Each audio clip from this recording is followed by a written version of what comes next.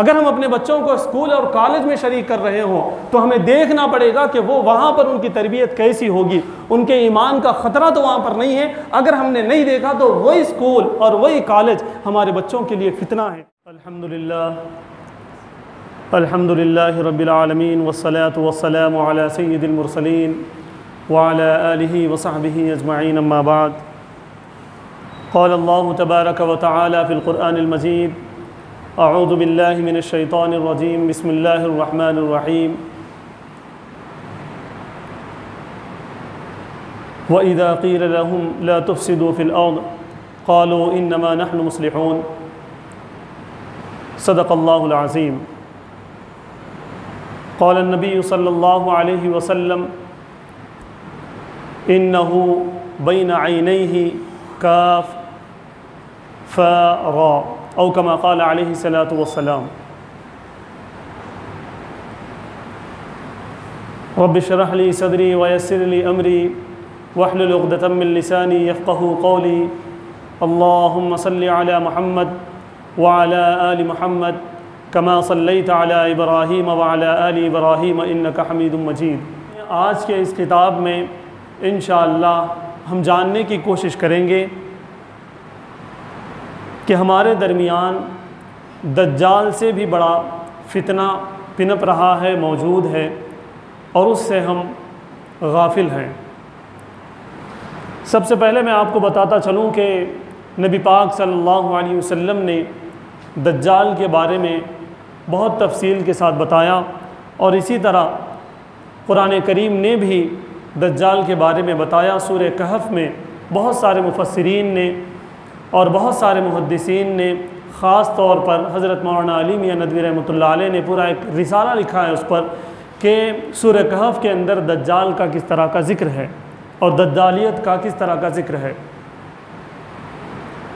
सबसे पहले मैं बताता चलूँ कि दज्जाल की जो तफसील बयान की गई है उसके अंदर बाज़ाब्ता इस बात को भी बयान किया गया है कि दज्जाल के आने से पहले दज्जाल तो एक मखसूस वक्त में आएगा, मखसूस अंदाज से आएगा और मखसूस कौम से वो होगा, जैसा कि हदीस मुबारका में भी साफ़ तौर पे बताया गया कि इन्नहु बैन ऐनैहि काफ फ रा। उसके चेहरे पर, उसके पेशानी पर लिखा हुआ होगा काफ फ रा, यानी कि काफिर का इशारा उसके ऊपर लिखा हुआ होगा। और हदीस मुबारका में आगे ये भी बताया गया, मुस्लिम शरीफ की रिवायत है, ये भी बताया गया कि उसको पढ़ना जानने वाले भी पढ़ लेंगे, उस के ऊपर जो लिखा हुआ होगा, और जो अनपढ़ होंगे वो भी पढ़ लेंगे। यानी कि इतना मशहूर वो हो जाएगा कि उसको मान लिया जाएगा कि यही दज्जाल है। लेकिन मेरे दोस्तों, उससे पहले हर दौर में दज्जालियत होगी। दज्जाल का असल में माना है धोखादही, फ़रेब, मुलम्मा साजी। नाम कुछ हो और काम कुछ हो, इसको कहते हैं दज्ल। यानी कि किसी भी उन्वान से कोई बात की जाए लेकिन उन्वान कुछ और दिया जाए और बात कुछ और हो। दुकान के ऊपर नाम कुछ और लिखा जाए और दुकान के अंदर कुछ और हो। इसी तरह से अगर कोई किताब लिखी जाए तो किताब का टाइटल कुछ हो लेकिन उसके अंदर कुछ और मवाद पेश किया गया हो। इसी तरह से कोई संस्था बनाई गई हो, कोई ऑर्गेनाइजेशन बनाया गया हो, लेकिन उसका नाम कुछ हो लेकिन उसका काम कुछ और हो। धोखाधही जहाँ पर होगी उसको कहेंगे दज्ल, उसको कहेंगे दज्जालियत। तो इस एतबार से जहाँ धोखाधही होगी वो, जहाँ मुलम्मा साजी होगी वो, जहाँ बताना कुछ होगा और करना कुछ होगा वो भी दज्जाल के चेलों में से शुमार किए जाएंगे। इसीलिए मैंने कहा कि आज दज्जाल से भी ज़्यादा बड़ा फितना हमारे सामने मौजूद है, हमारे घरों में मौजूद है, हमारी बस्तियों में मौजूद है, हमारे मोहल्लों में मौजूद है, हमारे कारखानों में मौजूद है, हमारे दुकानों और फैक्ट्रियों में मौजूद है, बल्कि मैं आगे बढ़कर यूँ कहूँ कि हमारे जेबों में मौजूद है, हमारे जहनों में मौजूद है और हमारे हर अमल में मौजूद है। इसलिए इस तरफ हमें ध्यान देने की ज़रूरत है।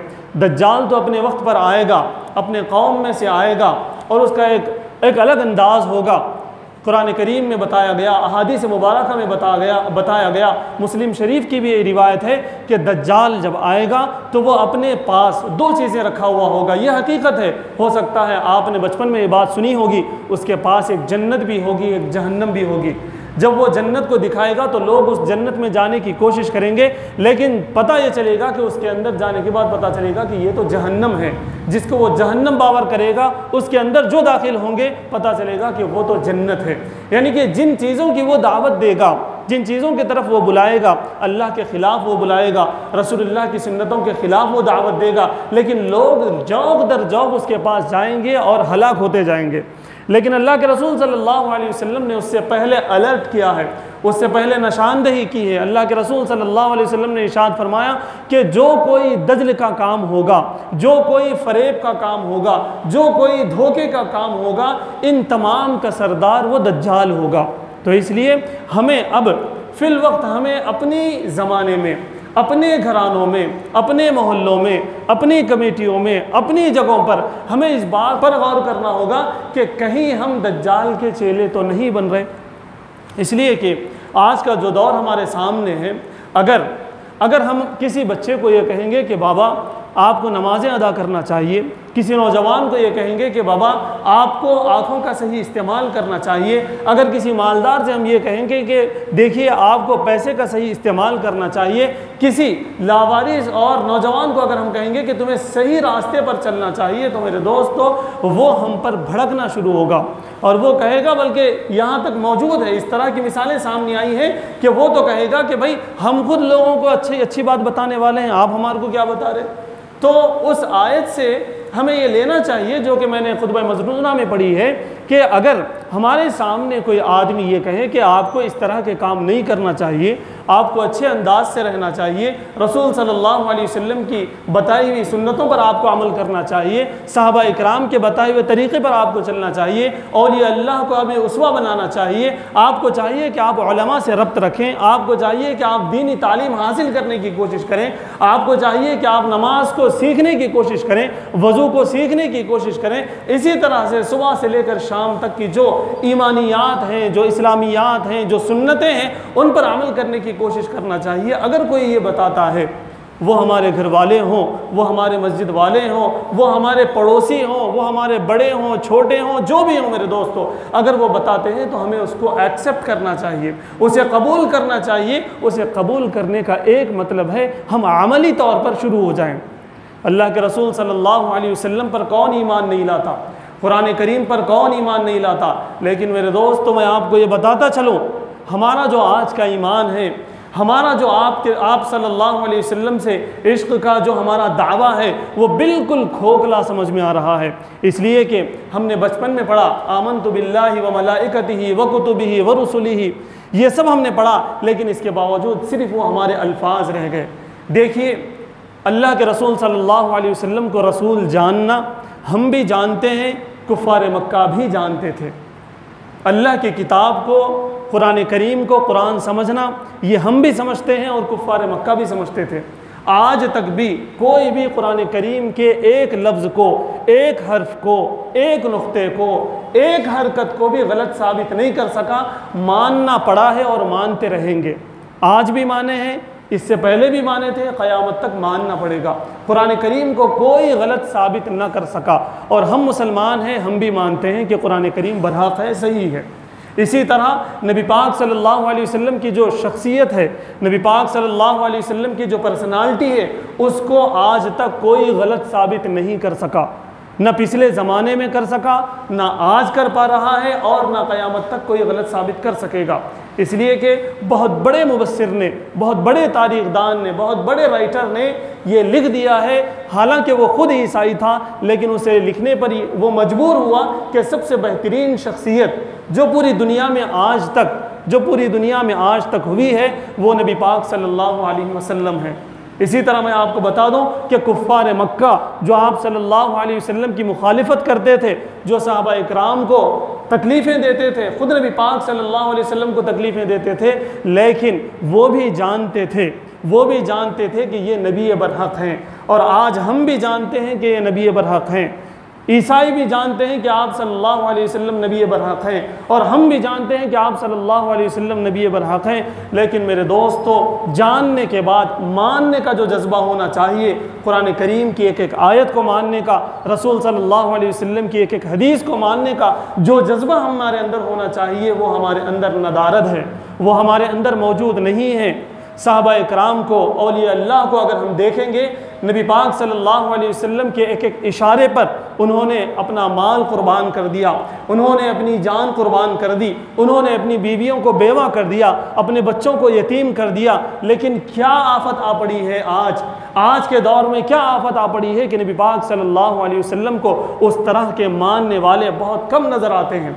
जैसा जैसा वक्त गुज़रते जा रहा है, जैसा जैसा क़यामत के हम करीब होते जा रहे हैं, जैसा जैसा अपनी मौत के हम करीब होते जा रहे हैं, मेरे दोस्तों, कुरान की नाफरमानी करते हुए, रसूल सल्लल्लाहु अलैहि वसल्लम की नाफरमानी करते हुए, फ़राइज़ के मुखालिफ जाते हुए, सुन्नतों के मुखालिफ जाते हुए हम जहन्नम के करीब से करीब तर जा रहे हैं।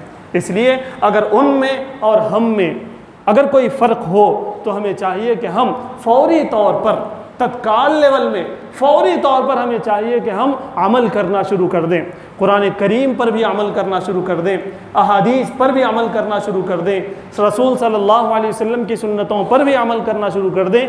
वरना उन काफिरों में, मैं साफ अल्फाज में कहता हूँ कि उन काफिरों में जो कुरान को नहीं मानते, जो रसूल सल्लल्लाहु अलैहि वसल्लम की गुस्ताखी करने की कोशिश करते हैं, उनमें और हम में क्या फ़र्क रह गया? वो लिख कर या बोल कर गुस्ताखी करते हैं, लेकिन मेरे दोस्तों, हम सुबह से लेकर शाम तक हम अल्लाह के रसूल सल्लल्लाहु अलैहि वसल्लम की सुन्नतों की मुखालिफत करते हुए उनकी गुस्ताखी करते हैं, लेकिन हमारे जहनों में ये नहीं है। इसीलिए मुफस्सिरीन ने बताया, मुहद्दिसीन ने बताया, मुफक्किरीन ने बताया कि दज्जाल से पहले भी बहुत बड़ा फितना जो है दुनिया में आएगा। वो एक एक के घर में होगा, ख़ानदानों में होगा, अपने नफ्स में होगा।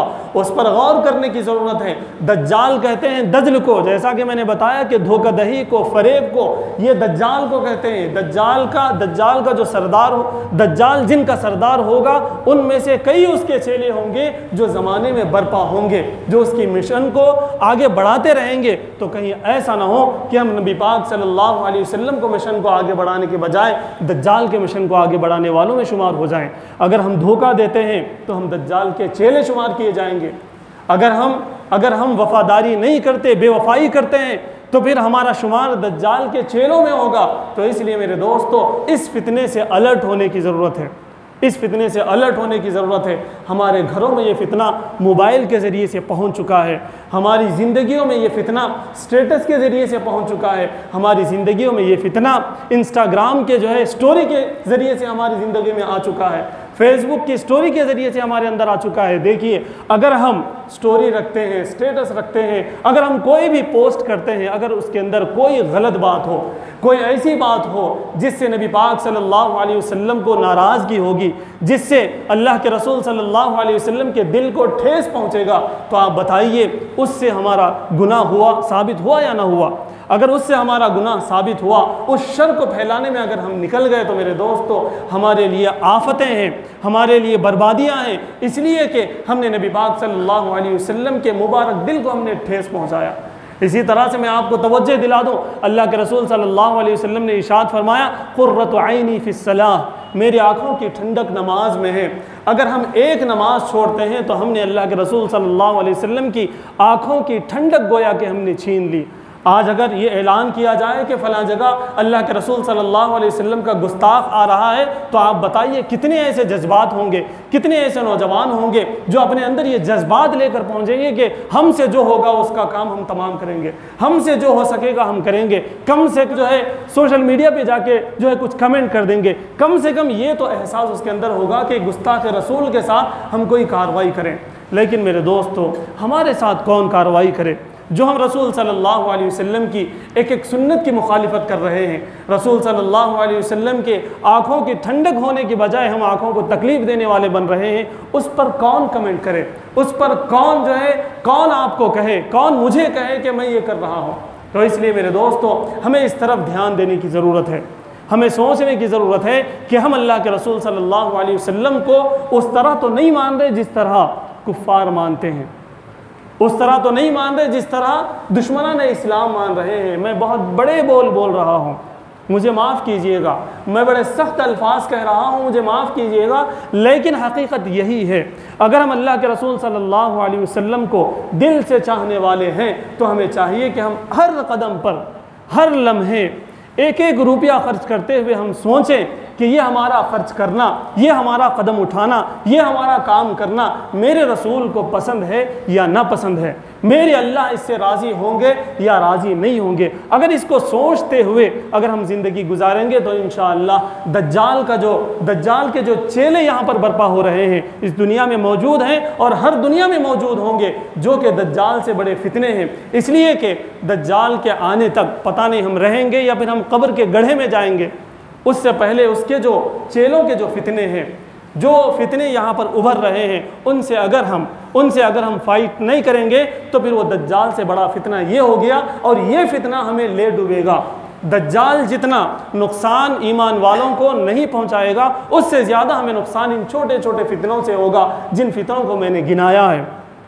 सबसे पहली बात फितनों के अंदर यही है कि अगर हमारा कोई काम, अगर हमारा कोई अमल अल्लाह के फरमान के ख़िलाफ़ होता है, कुरान करीम की आयतों के ख़िलाफ़ होता है, नबी पाक सल्लल्लाहु अलैहि वसल्लम के सुन्नतों के ख़िलाफ़ होता है, तो वो चीज़ हमारे लिए फितना है। अगर हम कोई शादी कर रहे हों, गौर से सुन लें, अगर हम कोई शादी कर रहे हों, अगर हम कोई भी दावत कर रहे हों, अगर उसके अंदर अल्लाह के रसूल सल्लल्लाहु अलैहि वसल्लम की सुन्नतों की मुखालिफत की जा रही हो, कुरान करीम की आयतों की मुखालिफत की जा रही हो, तो वो शादी नहीं है मेरे दोस्त, तो वो हमारे लिए दज्जाल का जो है चेला है, वो हमारे लिए फितना है। अगर हम अपने बच्चों को स्कूल और कॉलेज में शरीक कर रहे हों तो हमें देखना पड़ेगा कि वो वहाँ पर उनकी तरबियत कैसी होगी, उनके ईमान का ख़तरा तो वहाँ पर नहीं है। अगर हमने नहीं देखा तो वही स्कूल और वही कॉलेज हमारे बच्चों के लिए फितना है। अगर हम अपने बच्चे को किसी कंपनी में जॉब दिला रहे हों तो हमें देखना होगा कि उस कंपनी के जो प्रोडक्ट्स हैं, उस फैक्ट्री के जो प्रोडक्ट्स हैं, उस कंपनी में जो काम हो रहा है, उस दफ्तर और उस ऑफिस में जो काम होते हैं, उन कामों से न मेरे आका सल्लल्लाहु अलैहि वसल्लम राज़ी हैं या उन कामों से नाराज़ होते हैं। अगर उन कामों से नाराज़ होते हैं तो हरगिज़ हम अपने बच्चे को, हरगिज़ हम अपने नौजवानों को वहाँ पर नौकरी न दिलाएं, इसलिए कि वो हमारे लिए फितना है। हर वो काम, हर वो अमल, हर वो एक्टिविटी, हर वो तकरीब, हर वो दावत, हर वो एक्टिविटी जो हमारी ज़िंदगी में होगी, अगर उससे अल्लाह के रसूल सल्लल्लाहु अलैहि वसल्लम की नाफरमानी होगी, उनकी सुन्नतों की मुखालिफत होगी, तो मेरे दोस्तों वो हमारे लिए फितना है। हमारा सुबह सुबह सोना, हमारे बच्चों का सुबह सुबह सोना, हमारी औरतों का घरों में सुबह सुबह सोते रहना, जबकि नबी पाक सल्लल्लाहु अलैहि वसल्लम का इरशाद मुबारक है, नौम सुबहती यमनउ रिज़्क़ा, सुबह के वक्त का सोना रिज़्क़ को रोक देता है। यह गलत बात है कि सुबह के वक्त सोया जाए। सुबह तो एक्टिविटी हमारी ये होनी चाहिए कि फ़ज्र की नमाज अदा की जाए, फिर हमारे हाथों में तस्बीह हो या फिर हमारे हाथों में कुरान करीम हो और उसकी हम तिलावत करें। अगर हमारे घर बंद पड़े रहेंगे, बच्चे भी सोते रहेंगे, बड़े भी सोते रहेंगे, तो मेरे दोस्तों हमारा घर, हाँ आपका वो घर, मेरा वो घर जिसको मैंने जायज़ पैसों से बनाया है, वो मेरे लिए फितना हो जाएगा, इसलिए कि उससे मुझे अजाब मिलेगा। उस वक़्त घर में अगर हम सोते होंगे, अगर निगाह अच्छी होगी, नबी पाक सल्लल्लाहु अलैहि वसल्लम ने क्या इरशाद फरमाया? इरशाद फरमाया कि मैं हुक्म दूँ सहाबा इकराम को कि वो फ़ज्र की नमाज़ अदा करें और मैं बस्ती में जाऊँ, उन लोगों के घरों को जला दूँ। मेरा मन करता है कि मैं उन लोगों के घरों को जला दूँ जो घरों में फ़ज्र की नमाज अदा करते हैं। अल्लाह के रसूल सल्लल्लाहु अलैहि वसल्लम ने इरशाद फरमाया कि घरों में जो नमाज अदा करते हैं मर्द हजरात, उनके घरों को मैं जला दूं, या फिर जो लोग नमाज ही अदा नहीं करते मैं उनके घरों को जला दूं। मेरा ये मन करता है। रहमतुल लिल आलमीन है। आप जानते हैं कि ताइफ के मैदान में कितना आप सल्लल्लाहु अलैहि वसल्लम को लहूलहान किया गया, मारा गया, ज़ख्मी किया गया। फरिश्ते आ गए, आकर कहा कि आप हुक्म दें तो इस बस्ती को हम ख़त्म कर दें। आप सल्लल्लाहु अलैहि वसल्लम ने इरशाद फरमाया कि नहीं, मैं रहमत बन के आया हूँ, मैं जहमत बनकर नहीं आया। वो नबी फजर की नमाज के बारे में ये कहते हैं कि मेरा मन ये करता है कि मैं वो लोग, उन लोगों का घर जला दूं जो बस्ती में मौजूद हैं, नमाज हो रही हो, मस्जिद में बस्ती में मौजूद हैं, लेकिन अभी आराम से सो रहे हैं। तो ऐसे कैसे हो सकता है? अगर हम नबी पाक सल्लल्लाहु अलैहि वसल्लम के सच्चे उम्मती हैं, सच्चे आशिक हैं, तो हम पर लाजिम है, हम पर लाजिम है कि हम आप सल्लल्लाहु अलैहि वसल्लम की एक एक सुन्नत पर अमल करें। अगर हमने नहीं किया तो वही हमारे काम, अगर हम खाना खा रहे हो, मैं आपको क्या बताऊं, वो भी हमारे लिए फितना है अगर हम तरीक़े से नहीं खाए। अगर हम कपड़े पहन रहे हों, अगर हमने दूसरों की नक्काली की, अगर हमने रसूल सल्लल्लाहु अलैहि वसल्लम की इत्तबा नहीं की, वो भी हमारे लिए फ़ितना है। अगर हम दाढ़ी ऐसी वैसी रख रहे हैं, वो भी हमारे लिए फ़ितना है। अगर हम मोबाइल के अंदर रिंग टोन ऐसी वैसी रख रहे हैं, स्टेटस ऐसा वैसा रख रहे हैं, स्टोरी वगैरह ऐसी वैसी रख रहे हैं जिससे अल्लाह के रसूल सल्लल्लाहु अलैहि वसल्लम नाराज़ होंगे, तो मेरे दोस्तों मेरा वो स्टेटस रखना मेरे लिए फ़ितना है, मेरा वो स्टोरी रखना मेरे लिए फ़ितना है, मेरा वो पोस्ट मेरे लिए फ़ितना है। आप याद रखिए, क़यामत के दिन ये तमाम चीज़ें गवाही देंगी और मुझे जहन्नम में घसीटेंगी। इसलिए मेरे दोस्तों गुजारिश ये है कि दज्जाल के आने से पहले भी बहुत सारे फितने हमारे अंदर मौजूद हैं, हमारे घरों में मौजूद हैं, हमारी बस्तियों में मौजूद हैं, हमारे जेबों में मौजूद है। उससे हमें बचने की फ़िक्र करना चाहिए और उससे बचते रहना चाहिए। अल्लाह ताला से दुआ है कि अल्लाह ताला हमें तमाम बातों पर अमल करने की तौफ़ीक़ अता फ़रमाए और हमें हर अमल को बजाय फ़ितने के हमारे लिए रहमत बनाने की तौफ़ीक़ अता फ़रमाए। व आखिर दावाना अनिल हम्दुलिल्लाहि रब्बिल आलमीन।